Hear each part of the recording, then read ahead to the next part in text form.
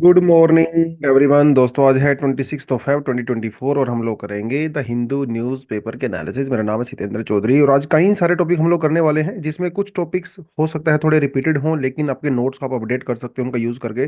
जैसे AMR की हम लोग बात करें तो एंटी माइक्रोबियल रेजिस्टेंस, ये बहुत ज़्यादा इंपॉर्टेंट टॉपिक है मेंस के परस्पेक्टिव से।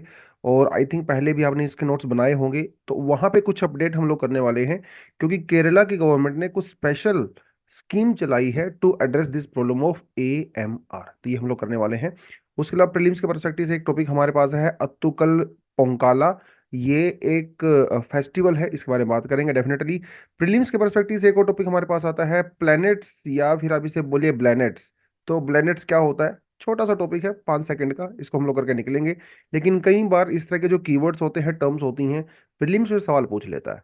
तो 2 नंबर के लिए जो हम लोग इसकी मेहनत करेंगे थोड़ा सा। उसके लिए IMEC, ये मेंस के पर्सपेक्टिव से टॉपिक है, जहां पे हम लोग बात करने वाले हैं कि India middle east Europe economic corridor के बारे में बात करेंगे। यही थोड़ा सा न्यूज़ में है आज के टेक्स्ट सेक्शन में। तो ये क्या पूरा मामला है उसके बारे में बात करेंगे। अपार्ट फ्रॉम दैट, जो आज का एक और आर्टिकल है वो है जेमिनी के बारे में, जो कि गूगल का आर्टिफिशियल इंटेलिजेंस टूल है। इसके अंदर क्या क्या इश्यूज रहे हैं उसके बारे में बात करेंगे। और एक हमारा एडिटोरियल भी है। एडिटोरियल को हम लोग सीधा न्यूज़पेपर से डायरेक्ट पढ़ेंगे। तो एडिटोरियल है लिव इन रिलेशंस के बारे में बेसिकली, ठीक है। क्योंकि उत्तराखंड में जो UCC यानी कि यूनिफॉर्म सिविल कोड जो आया है, उसके कॉन्टेक्स्ट में ये दिया हुआ है, उसके बारे में बात करेंगे कि भाई जो रेगुलेशंस लगाए गए हैं they are not good for the freedom of expression. वो बात करेंगे, ठीक है जी, चलिए।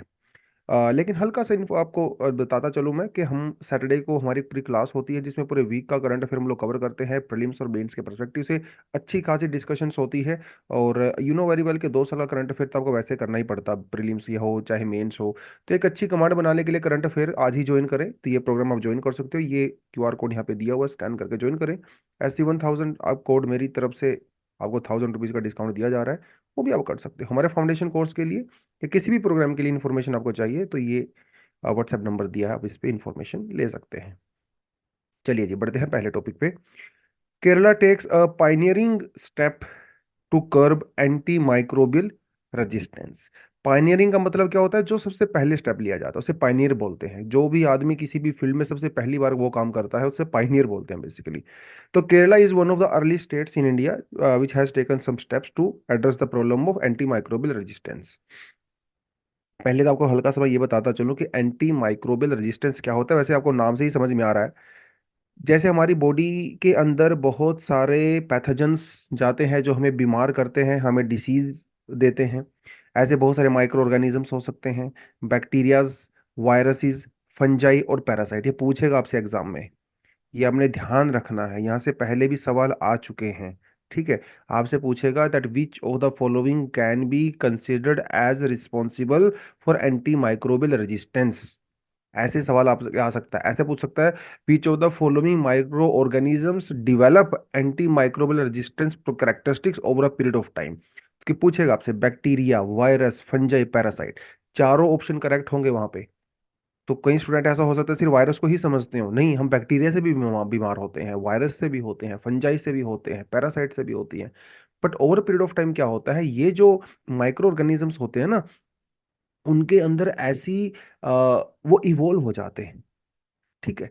वो ऐसे जीन्स एक्वायर कर लेते हैं जिसकी वजह से उनको दवाइयों का उनके ऊपर असर ही नहीं होता। अब मच्छर को देख लीजिए, सिंपल सा एग्जांपल आपके सामने है। बचपन में जब हम लोग घर में ऑल आउट लगाते थे तो सारे मच्छर मर जाते थे 5 मिनट के अंदर।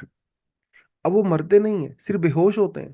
थोड़ी देर के लिए आप ऑल आउट को दोबारा से बंद कर दो, वो फिर से उठ जाते हैं। और कई मच्छर तो ऐसे होते हैं ऑल आउट के ऊपर ही घूमते रहते हैं, वो एकदम नशे में मस्त माहौल में मजा ले रहे होते हैं। तो ओवर पीरियड ऑफ टाइम उनके वो इवोल्व हो चुके हैं।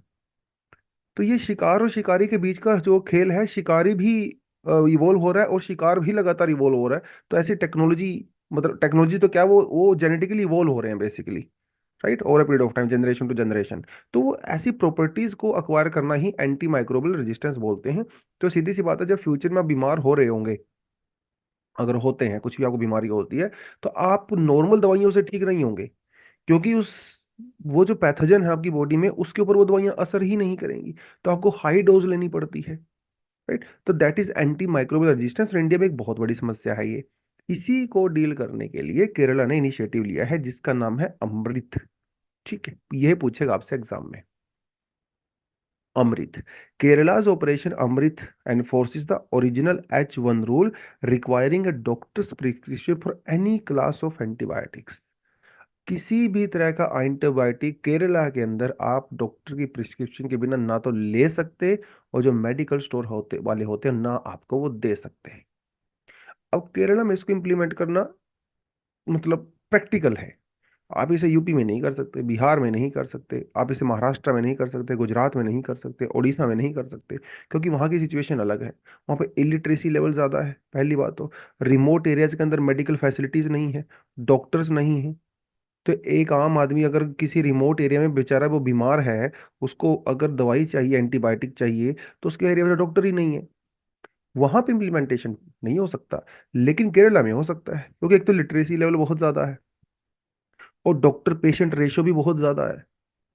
इस केस में किया जा सकता है। हालांकि केरला में भी समस्या, ऐसी बात नहीं है कि सरकार ने आज ये रूल बनाया तो कल से सब चीजें ठीक हो जाएंगी। No, it can take so many years, but ultimately it will be implemented. आप जैसे विदेशों में जाओगे ना, तो एक सरदर्द की गोली भी आपको डॉक्टर की प्रिस्क्रिप्शन के बिना नहीं मिलेगी। वहां पे रूल इतने सख्त हैं। हमारे यहाँ पे तो मेडिकल स्टोर वाले खुद इलाज कर देते हैं बड़ी से बड़ी बीमारी का। वो कहते हैं अरे डॉक्टर साहब के पास जाने की क्या जरूरत है, मैं खुद इलाज करता हूँ, कैंसर तक का इलाज करने को तैयार हो जाते हैं। तो हमारे यहाँ सिचुएशन अलग है। तो लेकिन धीरे धीरे it can change over a period of time. 2011 में जो है गवर्नमेंट ऑफ इंडिया ने एक रूल बनाया था, H1 रूल, जिसके अंदर ओवर द काउंटर जो सेल होती है एंटीबायोटिक्स की, मतलब आप लोग मेडिकल स्टोर पे जाके दवाइयाँ लेते हैं, उसे ओवर द काउंटर सेल कहते हैं। उसको रेगुलेट करने की बात कही थी, जहाँ पे एंटी माइक्रोबियल रेजिस्टेंस को एड्रेस करने के लिए और हेल्थ केयर सिस्टम को करने के लिए। लेकिन there are so many challenges, क्योंकि इंडिया में हेल्थ केयर सिस्टम तो हेट्रोजीनियस है ना। गांव में छोला छाप डॉक्टर भी होते हैं, शहरों में छोटे डॉक्टर भी होते हैं, बड़े डॉक्टर भी होते हैं। तो बहुत कॉम्प्लिकेशंस है, तो इसीलिए सरकार ने बाद में इस रूल को चेंज कर दिया 2013 के अंदर। तो सरकार ने यह कहा कि भाई जो फर्स्ट डिफेंस वाली माइक्रो जो एंटीबायोटिक्स होती हैं, फर्स्ट लाइन एंटीबायोटिक उनको बोलते हैं, वो आप डॉक्टर के बिना प्रिस्क्रिप्शन में ले सकते, कोई दिक्कत नहीं है।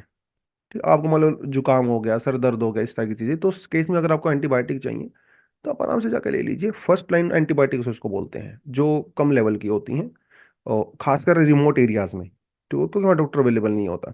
लेकिन जो सेकंड और थर्ड लाइन एंटीबायोटिक होती हैं, जो काफ़ी स्ट्रोंग होती हैं और डिसीज जो थोड़ा सा सीरियस डिसीज होता है उसको एड्रेस करने के लिए यूज़ की जाती हैं, वो आप डॉक्टर की प्रिस्क्रिप्शन के बिना नहीं ले सकते। तो ये रूल जो है हम लोगों ने बनाए थे। तो केरला की सरकार ने इस H1 का रूल का ही यूज़ करके अभी वहाँ पे इस इशू को चलाया है। तो there are so many issues. Issues तो आपको अच्छे से पता ही है हमारी कंट्री में। प्रिस्क्रिप्शन हमारे यहाँ पे 50 to 60 70% केस में अननेसेसरी ही होते हैं, इरेशनल होते हैं। डॉक्टर भी बहुत बार ऐसी दवाइयाँ रिकमेंड करते हैं जो एक्चुअली आपको चाहिए भी नहीं होती हैं। मे भी हो सकता है उनका खुद कुछ पर्सनल उसके अंदर हो सकता है गेन, राइट। हमारे यहाँ पे लेबोरेटरी फैसिलिटी नहीं है, तो डायग्नोसिस प्रॉपर तरीके से दवाइयाँ नहीं हो पाती हैं, तो डॉक्टर भी कई बार तुक्के से दे देते हैं, क्योंकि आपके वहाँ पे डायग्नोसिस। अब एक बार मान लो बहुत गरीब पेशेंट आ गया, अब उसको कुछ बीमारी है, दो तीन छोटी छोटी बीमारी करके, अब देखा जाए तो टेक्निकली उसके टेस्ट होने चाहिए, टेस्ट में जो रिजल्ट आएगा उसके बेसिस पे दवाइयाँ होनी चाहिए। लेकिन वो पेशेंट इतना गरीब है कि उसको टेस्ट के लिए पैसा नहीं है उसके पास। डॉक्टर इस बात को समझ रहा है, तो इसलिए कई बार डॉक्टर क्या करते हैं, बिना टेस्ट के ही दवाइयाँ दे देते हैं। और क्योंकि आपको एग्जैक्टली पता नहीं है, उसका डायग्नोसिस हुआ नहीं है, क्योंकि लैब टेस्ट हुआ नहीं है, तो कई बार डॉक्टर को ना अलग अलग तरह की दवाइयाँ देनी पड़ती है, जिसमें कई बार अननेसेसरी डॉक्टर एंटीबायोटिक्स भी दे देते हैं जो एक्चुअली उस पेशेंट को नहीं चाहिए थी। अगर वो प्रॉपर टेस्ट करवा के आते तो वो नहीं देता, अब देना पड़ रहा है। तो ये इशू है हमारे यहाँ पे। पेशेंट एजुकेशन का एक बहुत बड़ा इशू है। हॉस्पिटल अक्वायर्ड इन्फेक्शंस हमारे कंट्री में बहुत सारे होते हैं। मतलब आप एक मरीज को हॉस्पिटल में लेके जाते हो और पता चला भैया आप वहां पे गए और आप ही मरीज होके वापस आ गए, क्योंकि हाइजीनिक कंडीशंस अच्छी नहीं है। हॉस्पिटल एक्वायर्ड इन्फेक्शंस हमारी कंट्री में बहुत ज़्यादा होते हैं। एंटीबायोटिक यूज रैशनलाइजेशन, ये तो आपको करना ही पड़ेगा। इतना ज़्यादा एंटीबायोटिक हम लोग कंज्यूम करते हैं, और सिर्फ इ- इसका मतलब ये नहीं कि सिर्फ इंसानों के अंदर ही हो रहा है, नहीं, हम लोग as a growth hormone poultry farm में, फिश फार्म्स में, एग्रीकल्चर में, वहां पे भी एंटीबायोटिक्स का यूज कर रहे हैं।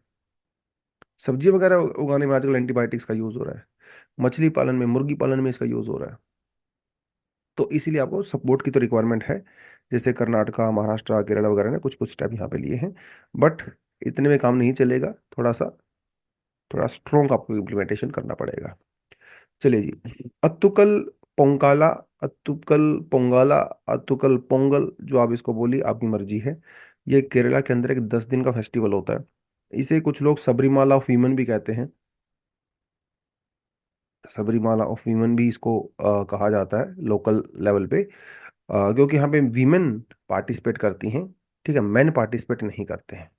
मेजर काम जो है वो वीमेन का होता है। तो इसमें क्या है ना, जो केरला के अंदर अत्तुकल भगवती जो टेम्पल है तिरुवनंतपुरम में, केरला में, वहाँ पे ये हर साल मनाया जाता है। तो वहाँ पे जो माता भगवती हैं उनको ये डेडिकेट किया जाता है और उनके लिए खाना बनाया जाता है बेसिकली। तो उनको गोडेस कन्नकी भी कहते हैं, ठीक है, भद्रकाली भी कहते हैं। वहाँ पे ये मनाया जाता है फरवरी और मार्च के महीने में लगभग ये मनाया जाता है। पोंगाला या पोंकाला का मीनिंग होता है टू बॉयल ओवर। ठीक है, तो इसमें जो महिलाएं होती हैं वो प्रसादम तैयार करती हैं, स्वीट पायसम, पुडिंग, खीर वगैरह वो सब बनाई जाती है वहाँ पे, उनको गॉडेस को ऑफर किया जाता है। और this is performed on the 9th day. ठीक है, तो 10 दिन का जो होता है तो 9वें दिन जो है ये किया जाता है। बाकी 8 दिन जो है अलग अलग तरह के सेलिब्रेशंस वहाँ पे होते हैं। ठीक है, तो कहा जाता है this is one of the largest congregation of the women for a festival in the world. महिलाएं करती हैं, पुरुष नहीं करते हैं। दुनिया में महिलाओं का किसी तरह के फेस्टिवल का सबसे बड़ा कॉन्ग्रीगेशन है, बहुत बड़ी बात है। तो इसीलिए इसको कहा जाता है Sabarimala of women, right. During the 10th day festival the sacrificial offering known as the Kuruthitharpanam is also included in the religious event. तो ये ऑफरिंग वगैरह की जाती है।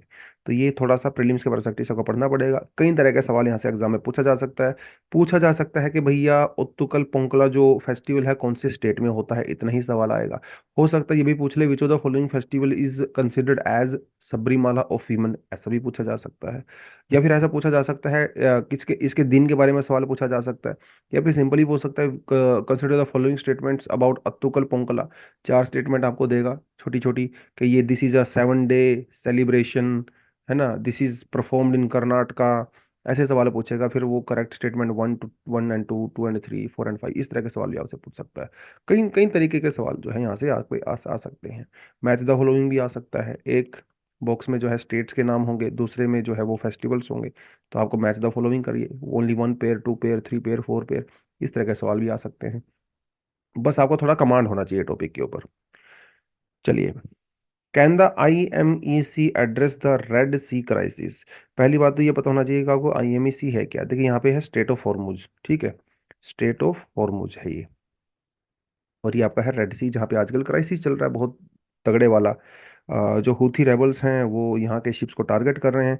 तो मजबूरी में जो शिप्स वगैरह हैं उनको अफ्रीका को क्रॉस करके आना पड़ रहा है।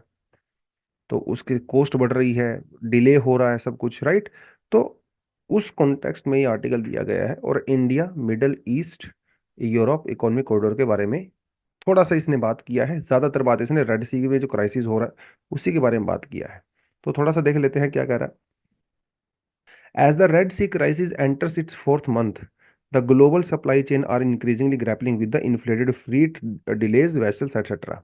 तो हो भी, और एग्जैक्टली ग्राउंड पे क्या हो रहा है, ग्राउंड पे ये हो रहा है कि यूएसए और यूके की जो मिलिट्री है वो हूथी रेबल्स के अगेंस्ट में ऑपरेशंस कर रही है। क्योंकि सबसे ज़्यादा जो शिप्स टारगेट किए जा रहे हैं वो basically US, UK, Israel, Germany, इन्हीं कंट्रीज़ के हैं। रशिया के शिप्स को कम किया जा रहा है, चाइना के शिप को भी कम अटैक हो रहा है, इंडिया वालों के ऊपर भी ठीक ठाक सा अटैक हो रहा है। तो हम लोग भी अफ्रीका से होके आ रहे हैं। तो उस केस में ये जो रेड सी वाला जो इशू है वो थोड़ा सा सीरियस यहाँ पे बन गया है। लेकिन रेड सी इतना इंपॉर्टेंट क्यों है हमारे लिए। जो बाबल मंदेब स्टेट है रेड सी के अंदर, जो बाबल मंदेब स्टेट है, ये इतनी इंपॉर्टेंट क्यों है, क्योंकि भाई मिडल ईस्ट से जो ट्रेड होके जाती है वो आपको यहीं से होके जाएगी। ठीक है, तो बाबल मंदेब स्टेट इंपॉर्टेंट है। कौन कौन सी कंट्री के बीच में है प्रीलिम्स के लिए, मैप वर्क के लिए, यमन और जिबूती। ये आपको मैप वर्क के लिए याद करना है प्रीलिम्स के लिए। This is one of the world's busiest cargo and the oil transit point. दुनिया भर का 12% जो इंटरनेशनल मर्चेंडाइज है वो यहीं से होके पास हो रहा है। अब समस्या ये है कि रेड सी में हो गया कन्फ्लिक्ट। उस कन्फ्लिक्ट की वजह से जो शिप्स वगैरह है वो कहाँ से आ रहे हैं? From cape of good hope. पूरे यूरोप, पूरी अफ्रीका को क्रॉस करके आना पड़ता है। अब इससे होता क्या है? इससे ये होता है कि भाई जो समय लगता था सामान को डिलीवर करने में, वो ज़्यादा लग रहा है, डिले हो रहा है। इसकी वजह से प्रोडक्ट्स की शॉर्टेज हो रही है। उन सब चीज़ों की वजह से इन्फ्लेशन बढ़ गया। क्योंकि भाई सीधी सी बात है, अगर आप सामान लेके जा रहे हो तो सामान की जो कीमत है, ट्रांसपोर्टेशन कॉस्ट तो उसके अंदर ऐड होती है ना। और ट्रांसपोर्टेशन कॉस्ट बढ़ेगी तो कंज्यूमर को ज़्यादा प्राइस पे करना पड़ेगा, क्योंकि वो उसके एमआरपी में ऐड हो रहा है अल्टीमेटली। अगर डिले हो रहा है मार्केट में तो डिमांड और सप्लाई वाला इशू क्रिएट हो रहा है। डिमांड तो है, लेकिन सप्लाई डिले हो गई, जिसकी वजह से डिमांड सप्लाई में मिसमैच हो गया और इन्फ्लेशन बढ़ गया। ये हो रही है प्रॉब्लम। क्या इंडिया इससे अफेक्टेड हो रहा है? बिल्कुल हो रहा है जी। हमारा तो पूरा इफेक्ट हो गया है इससे। क्योंकि अगर आप देखें, जो रेड सी है, यहाँ से इंडिया का 24% एक्सपोर्ट इसी रूट से होता है। और इंडिया का 14% टोटल इंपोर्ट इसी रूट से होता है। हमारे लिए तो बहुत इंपॉर्टेंट है। यस।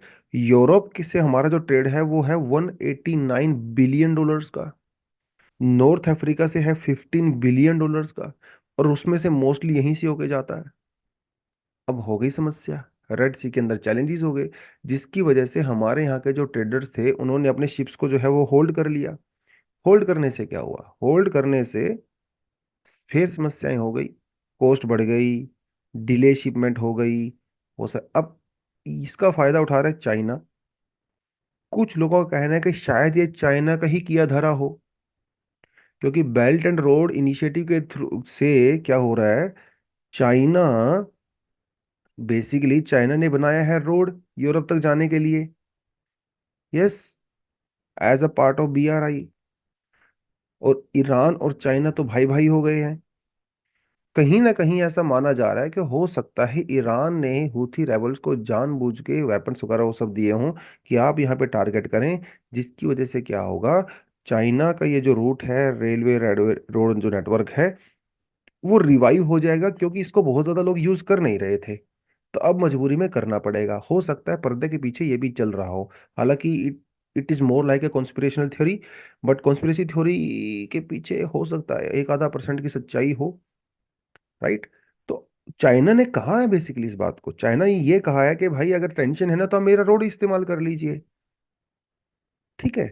दिक्कत कहाँ आ रही है? मैं हूं ना आपकी मदद करने के लिए। तो चाइना तो ने कहा है, the China Europe free trains which are a part of the belt and road initiative is an alternate route. ये ऑल्टरनेट रूट है।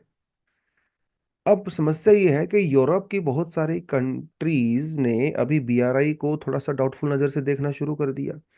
जैसे इटली वगैरह तो BRI से बाहर ही निकल गए। तो वो चाइना वाले रूट को पे ना जाने के बजाय कुछ ऑल्टरनेट सर्च करने की कोशिश करेंगे। और वो ऑल्टरनेट हो सकता है India middle east Europe economic corridor. जब G20 की मीटिंग हुई थी जो लास्ट ईयर, वहां पे ये अनाउंस किया गया था, जिसके अंदर हम एक लोग एक नेटवर्क बनाएंगे। आप यहाँ पे देख सकते हैं इसकी पूरी पिक्चर। ठीक है। जिसमें गुजरात के कांदला से हम लोग जाएंगे, फिर इसे को जब बाद में मुंबई से कनेक्ट करेंगे, और फिर हम लोग यहाँ से होते हुए फिर यहाँ से रोड नेटवर्क बनाएंगे सऊदी अरेबिया से, और इसराइल तक जाएंगे। यहाँ से फिर जो है शिप वगैरह के थ्रू आगे बढ़ सकते हैं। तो ये IMEC, India middle east Europe economic corridor, ये एक ऑल्टरनेट रूट हो सकता है रेड सी का। ठीक है। तो स्वेज कनाल पे जो यूरोप का इजिप्ट का कंट्रोल है, और यहाँ पे जो हूथी रेबल्स वाली चैलेंजेस है वो इससे दूर हो सकती हैं। आइडिया तो अच्छा है, बट इस आइडिया पे भी खास काम हुआ नहीं अनफॉर्चुनेटली। ठीक है। एक समस्याएं कई सारी हो गई हैं। एक समस्या तो ये हो गई है सबसे बड़ी बात, कि भैया जो अरब इसराइल के रिलेशन जो थोड़े नॉर्मलाइज हो रहे थे, अब वो हमास और इसराइल की क्राइसिस की वजह से नहीं हो पाएंगे। तो सऊदी अरेबिया और इसराइल का साथ आना जरूरी था इस पूरी मूवमेंट के लिए, पूरे पूरे प्रोग्राम के लिए। वो शायद अब नहीं हो पाएगा। वो एक बहुत बड़ी दिक्कत है। रशिया यूक्रेन में जब से क्राइसिस हुआ है तो अमेरिका इस पर ध्यान नहीं दे पा रहा है। वो एक यहाँ पे समस्या है। अब मेमोरेंडम ऑफ अंडरस्टैंडिंग वगैरह आपने साइन कर लिया है, लेकिन एग्जैक्टली अब तक उसके अंदर इन्वेस्टमेंट हुआ नहीं है।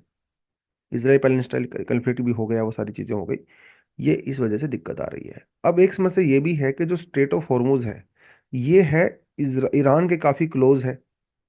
ठीक है। अब एक बात मान के चलिए, आप जो है भैया रेड सी का अल्टरनेट ढूंढ रहे हो, लेकिन रेड सी का अल्टरनेट ढूंढ के आप जा कहाँ रहे हो? आप तो जा रहे हो यहां से ना, इस रूट से जा रहे हो। ये रूट तो ईरान के क्लोज है। अगर ईरान यहां समस्या क्रिएट कर सकता है तो फ्यूचर में यहां पे भी कर सकता है। ठीक है। क्योंकि जाना तो आपको इसी रूट से पड़ेगा। तो एक तो ये वाली समस्या कि ईरान वाली दिक्कत बहुत ज्यादा है यहाँ पे। ठीक है।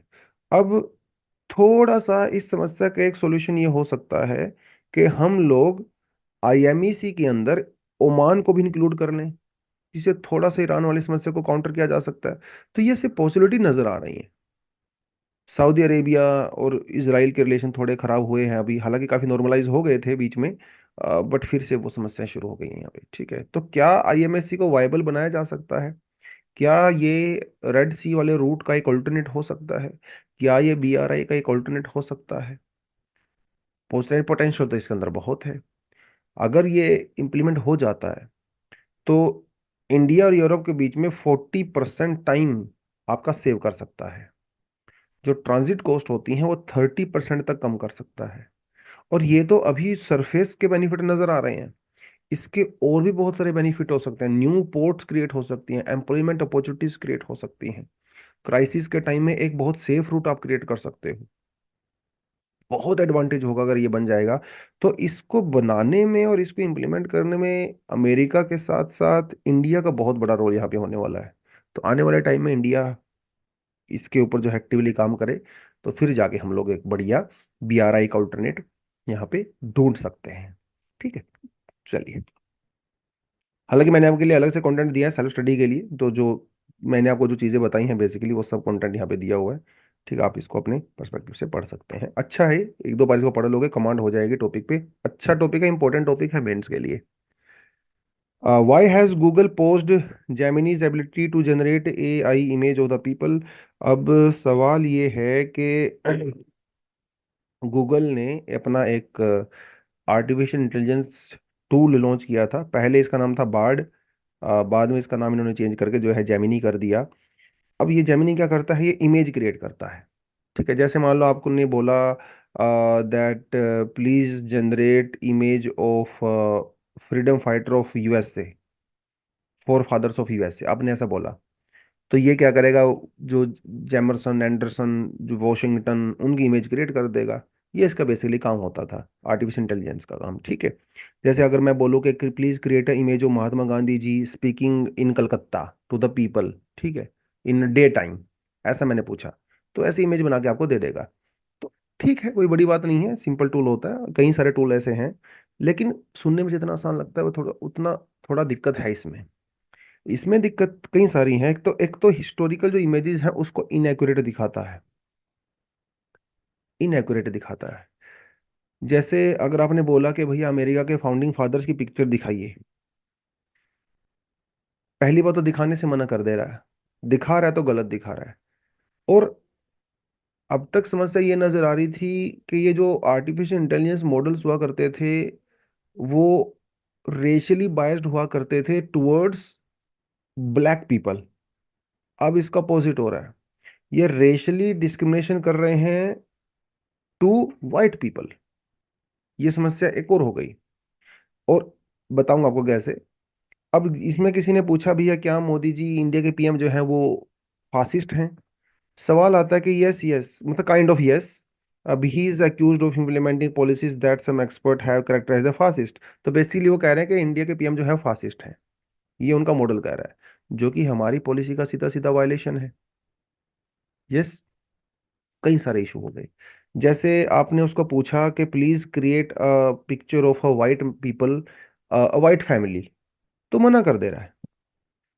अगर आपने पूछा कि please create a picture of the pope, मना कर दे रहा है।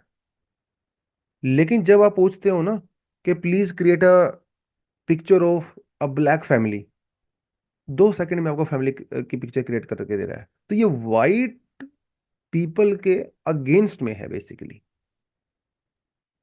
ब्लैक कम्युनिटी, जैसे बात आपने बोला ना, फोर फादर ऑफ यूएसए, अब जितने भी फोर फादर थे जो यूएसए के उस समय, वो तो वाइट हुआ करते थे, वो ब्लैक तो बहुत रेयर थे। यस, इसीलिए उनकी पिक्चर क्रिएट नहीं कर रहा है। अगर क्रिएट कर रहा है तो ब्लैक कलर की क्रिएट कर रहा है, मतलब उनकी एथनिसिटी थी भी नहीं है, फिर भी वो दिखा रहा है। तो ये बायस्ड है।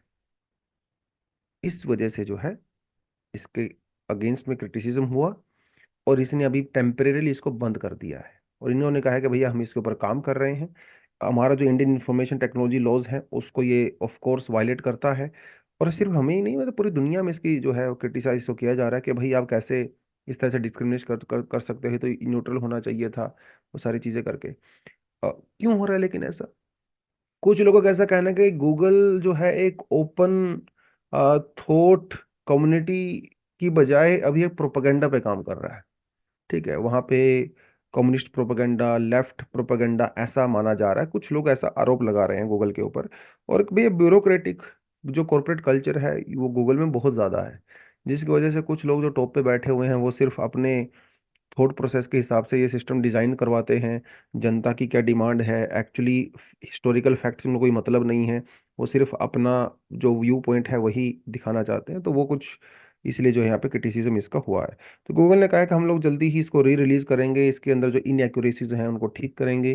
वो सब उन्होंने यहाँ पे कहा है। ठीक है, लेकिन क्या सिर्फ गूगल का ही सिस्टम को क्रिटिसाइज किया जा रहा है? क्या दूसरे सिस्टम जो है उनका भी कुछ रोल है यहाँ पे? हाँ जी, बिल्कुल उनका रोल है। जैसे कुछ दूसरे आर्टिफिशियल इंटेलिजेंस सिस्टम है, जैसे माइक्रोसॉफ्ट का सिस्टम है, ठीक है, उसको भी क्रिटिसाइज किया गया कई लेवल पे, क्योंकि उससे डीप फेक क्रिएट होता है। तो कई हॉलीवुड सेलिब्रिटीज वगैरह की पोर्नोग्राफिक डीप फेक वीडियोस उसने बना डाली। बहुत बड़ी समस्या है। अभी चैट जीपीटी का एक और सिस्टम सामने है, सोरा, जो वीडियो बना सकता है, टेक्स्ट टू वीडियो जो है वो क्रिएट कर सकता है। अब इससे होगा क्या? फ्यूचर में हो सकता है इससे कोई मिस इन्फॉर्मेशन फैले, मिसयूज हो सकता है, कोई ऐसी वीडियो जनरेट कर सकता है वो जो एक्चुअली में हुआ ही नहीं हो। समस्या तो हो सकती हैं, राइट? तो आर्टिफिशियल इंटेलिजेंस ये टूल अभी डेवलप हो रहा है। आने वाले 5-7 साल में, 10 साल में, 15 साल में इतना एडवांस हो जाएगा ये। तो हर चीज इसी से कंट्रोल होने लगेगी। जो इंटरनेट पे जो, जैसे मैं आपको भी डीएनए ले रहा हूँ, पढ़ा रहा हूँ, मान लो आपको मैं अभी भी, तो ये टॉपिक मशीनें पढ़ाने लगेंगी, वो सब रिस्पॉन्स समझने लगेंगी। मेरा एक एआई का टूल जनरेट हो जाएगा जिसमें मेरा फेस होगा, वो मेरे एक्सप्रेशन भी जो है वो कॉपी करेगा, मेरे जैसी वॉइस आएगी, मेरे से मच मच बेटर वॉइस आएगी। ये कंटेंट को वो रीड करेगा आपके लिए, इसके जो इंपॉर्टेंट पॉइंट्स है वो आपके लिए रीड करेगा, टू द पॉइंट आपको इन्फॉर्मेशन देगा, कोई रिपीट नहीं होगा, और सब कुछ होगा। तो ये बहुत एडवांस लेवल पे अभी चीज़ें चली गई हैं। अब सीधी सी बात है, जब ऐसी चीज़ें आएंगी तो सोसाइटी के अंदर डिस्टरबेंस तो होना लाजमी सी बात है, और उसका क्रिटिसिज्म भी होता है। चलिए, प्लैनेट्स क्या है? प्लैनेट से पहले आपको पता होना चाहिए कि प्लैनेट्स क्या है। अब प्लैनेट सबको पता है, एक बीच में स्टार होता है जिसके अंदर न्यूक्लियर फ्यूजन होता है, इसके चारों तरफ जो है प्लैनेट्स वो घूमते रहते हैं। प्लैनेट्स हैं क्या? Planets is nothing but it's a clump of gas, dust particles, different kind of particles, solid particles. एक क्लम्प ही तो होता है, जैसे हमारी अर्थ है, वीनस है। डस्ट पार्टिकल, छोटे छोटे रॉक पार्टिकल्स, उनका ही मिक्स, उन्होंने कोलाइड किया आपस में, तभी तो प्लैनेट बनते हैं। लेकिन स्टार के अंदर तो ये सब नहीं होता, स्टार के अंदर तो गैसेस होती हैं, राइट? तो ये प्लेनेट होते हैं हमारे बेसिकली। लेकिन प्लेनेट अलग होता है। ये जो प्लेनेट हैं वो एक स्टार के चारों तरफ रिवॉल्व कर रहे होते हैं। Planet is different. प्लैनेट्स भी डस्ट पार्टिकल से बने होते हैं, रॉक पार्टिकल से बने होते हैं, ठंडे होते हैं जस्ट लाइक अर्थ। लेकिन वो ब्लैक होल का चक्कर काट रहे हैं, वो किसी सन का चक्कर नहीं काट रहे हैं। ऐसी पॉसिबिलिटी है। अभी तक हम लोगों ने किसी प्लेनेट को डिस्कवर नहीं किया है, बट ऐसा हो सकता है। 2019 में कुछ जापान के साइंटिस्ट ने ये पॉसिबिलिटी बताई थी कि ऐसा हो सकता है, and they are going to be called planets, जो ब्लैक होल का चक्कर काटते हैं। जैसे एक मूवी आई थी इंटरस्टेलर, अगर आपने देखी है, उस इंटरस्टेलर के अंदर कुछ ऐसे ही प्लैनेट्स दिखाए गए हैं जो बेसिकली ब्लैक होल का चक्कर काट रहे हैं, किसी सन का चक्कर नहीं काट रहे हैं। बट सवाल यह है कि अगर अगर इफ प्लैनेट्स हैं तो at least they would be 3000 times as large as the earth, और ब्लैक होल से at least 100 trillion kilometre, trillion, million नहीं, बिलियन नहीं, ट्रिलियन, इतना $1 ट्रिलियन होना चाहिए ब्लैक होल से, क्योंकि इससे अगर आप नजदीक आए ना तो ब्लैक होल आपको अंदर खींच लेगा, उसका ग्रेविटेशन पुल इतना स्ट्रांग होता है। ठीक है, चलिए, chilling effect on the freedom of love. तो फ्रीडम ऑफ लव जो मैम ने बताया है, उनका कहना है, ये सुप्रीम कोर्ट में लॉयर हैं, और इनका कहना है कि देखिए भाई, एक इंसान होने के नाते, एक ह्यूमन फ्रीडम होने के नाते, जो सबसे पहली फ्रीडम है that should freedom of love, लेकिन इस फ्रीडम ऑफ लव को करटेल किया गया है उत्तराखंड के अंदर। तो ऐसा इनका कहना है, जो कि लॉयर है, सुप्रीम कोर्ट ऑफ इंडिया में दिल्ली में काम करती हैं। तो यूनिफॉर्म सिविल कोड जो अभी यूसीसी में लाया गया है उत्तराखंड के अंदर, यहाँ पे एक प्रॉब्लम ये है कि जो लिव इन रिलेशनशिप में लोग रहते हैं उनको मैंडेटरी कर दिया गया है कि आपको रजिस्ट्रार के पास जाके अपने लिव इन रिलेशनशिप को रजिस्टर करवाना पड़ेगा, आपको वहां पे स्टेटमेंट जो है अपनी सबमिट करनी पड़ेगी। अब ये जो रजिस्ट्रार हैं आपकी सबमिट को उसको एप्लीकेशन को रिजेक्ट भी कर सकते हैं। ठीक है, इसमें आपको कई सारी डिटेलिंग बतानी पड़ेगी, आपका मैरिटल स्टेटस क्या है, आपके पार्टनर की एज क्या है, आपका एड्रेस क्या है, क्या काम आप करते हो, कई सारी चीजें आपको बतानी पड़ेंगी, पर्पस क्या है। इस तरह के सवाल पूछने के बाद वो रजिस्टर कैंसिल कर सकता है, टर्मिनेट कर सकता है। और इतना ही नहीं, अगर कल को आपका ब्रेकअप होता है, ठीक है, आप अलग अलग रहने लगते हो, उस केस में भी आपको नोटिस भेजना पड़ेगा कि साहब देखिए अभी हमारा ब्रेकअप हो चुका है, हम एक साथ नहीं है। और इतने सारा स्क्रूटनी यहाँ पे हो जाएगा, जो लिव इन रिलेशन में लोग रहते हैं उनको दिक्कत हो जाएगी। ठीक है, तो ये जो है इन्होंने कहा है कि भाई देखिए ये गलत है, क्योंकि ये कई लेवल पे कॉन्स्टिट्यूशनल वैल्यूज को वायलेट करता है, स्पेशली आर्टिकल 21। सुप्रीम कोर्ट का कहना है कि भैया दो अडल्ट अगर हैं लोग, राइट, तो उनको पूरी फ्रीडम है कि वो अपनी लाइफ के साथ क्या करना चाहते हैं, ये उनका प्राइवेसी का मामला है। आप 18 के हो रहे हो, आप वोट दे रहे हो, आप ये सिलेक्ट कर सकते हो कि देश को कौन चलाएगा, लेकिन आप ये नहीं चूज कर सकते कि आप किसके साथ रहना चाहते हो। ये बहुत बड़ी बात है, राइट। तो राइट टू डिग्निफाइड लाइफ हर अडल्ट पर्सन का अधिकार है, और रिलेशन के 1 महीने के अंदर अंदर आपको स्टेटमेंट जमा करवानी पड़ती है रजिस्ट्रार के पास, नहीं तो आपकी एप्लीकेशन आप कैंसिल समझिए। फिर आपको, आप अगर उसके बावजूद भी अगर आप रह रहे हो ना, तो फिर वो एक क्राइम है, आपको जेल में जो जेल हो सकती है, आपको फाइन हो सकता है, आपको जेल और फाइन दोनों ही हो सकती हैं, राइट। तो ये जो है यहाँ पे, तो इट्स अनप्रिंसिपल्ड क्रिमिनलाइजेशन। आप अपनी पर्सनल मोरल वैल्यूज को आम जनता के ऊपर थोप रहे हो,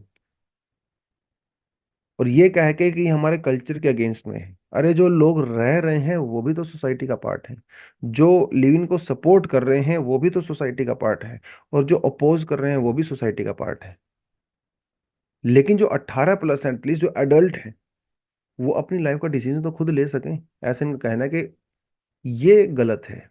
जैसे सेक्शन 497 था पहले, इंडियन पिनल कोड, ठीक है, जहां पे जेंडर के बेसिस पे डिस्क्रिमिनेशन होता था, वहां पे अडल्ट्री वाले केस में सिर्फ और सिर्फ मर्द को सजा होती थी, फीमेल को सजा नहीं होती थी। तो ये एक डिस्क्रिमिनेशन हुआ, यस। बट कोर्ट ने कहा कि नहीं, अडल्ट्री जो है वो एक क्राइम नहीं है, अडल्ट्री एक इमोरल एक्ट हो सकता है लेकिन क्राइम नहीं है, राइट। तो जोसेफ शिंदे केस, जब यूनियन ऑफ इंडिया वाला केस हुआ, ठीक है, उस केस में उनको उसको डिक्रिमिनलाइज कर दिया गया। फिर बाद में कोर्ट ने ये कहा कि एस पुट्टू केस के अंदर कि भाई अगर कोई आदमी अडल्ट्री करता है, एक अडल्ट आदमी है, ठीक है, वो उसका एक पर्सनल मामला है, किसके साथ रहना चाहे, किसके साथ खुश है नहीं है, इसको कोर्ट और स्टेट से क्या लेना देना है, राइट। कोर्ट और स्टेट का रोल तो तब आता है जब उसने कोई क्राइम किया हो, किसी का मर्डर किया हो, किसी को परेशान किया हो, किसी के दूसरे अधिकारों को छीना हो। अपनी लाइफ के साथ क्या कर रहा है, किसके साथ बात करना चाहता है, किसके साथ रिलेशन में रहना चाहते हैं, उसका मामला है। तो इसे हम लोग क्राइम कंसिडर नहीं करेंगे। हाँ, इमोरल है, और इमोरल होने के नाते it can be a ground for the separation. तो क्या ये लॉजिक लिव इन रिलेशनशिप में लागू नहीं होता है? इनका कहना है कि बिल्कुल होता है। लेकिन सिर्फ यहाँ पे लिव इन रिलेशन की बात नहीं है, ये बात थोड़ी ब्रॉड है। इंटर कास्ट जो कपल्स होते हैं, इंटर रिलीजियस जो कपल्स होते हैं, राइट, अब क्योंकि समाज, उनके घर वाले उनकी मैरिज एक्सेप्ट नहीं कर रहे हैं, उनके साथ हarassment होता है, सोशल स्टिग्मा होता है, उनके अगेंस्ट वायलेंस होता है, ऑनर किलिंग होता है, तो वो समझते हैं कि चलो इससे अच्छा है लिव इन रिलेशन में रह लिया जाए, क्योंकि समाज तो आपका रिलेशन को एक्सेप्ट नहीं कर रहा है, इंटर कास्ट इंटर रिलीजन। अब ऐसे कपल्स वल्नरेबल, जो पहले से काफी वल्नरेबल थे, अब ये और ज्यादा वल्नरेबल हो जाएंगे, क्योंकि इनको अभी मैंडेटरी रजिस्ट्रेशन कराना पड़ेगा। तो वो जो रजिस्ट्रार है, वो इनके एप्लीकेशन को इस बेसिस पे कैंसिल कर सकते हैं कि आप तो इंटर रिलीजन लिव इन में हो, आप तो इंटर कास्ट रिलीजन में हो। तो ये बहुत हाई लेवल पे जो है मोरल पुलिसिंग चली जाएगी, जो कि स्टेट का काम नहीं है। ये ह्यूमन वैल्यूज के अगेंस्ट में है, कॉन्स्टिट्यूशन वैल्यूज के अगेंस्ट में है। ठीक है, तो कंसेंटिंग अडल्ट किसको अपना पार्टनर बनाना चाहते हैं, नहीं बनाना चाहते, ये उनका पर्सनल रिलेशन है। ऐसा इनका कहना है कि this is the violation of article 19, article 21, article 14 even, right. तो दैट इज द थिंग। अब आप कमेंट सेक्शन में बताएं अपने विचार, क्या ऐसा होना चाहिए कि नहीं होना चाहिए। ठीक है, बस आज के लिए इतना ही है। Thank you very much, all the best, जय हिंद। कुछ एडिशनल आर्टिकल हैं, ये भी आप पढ़ सकते हैं।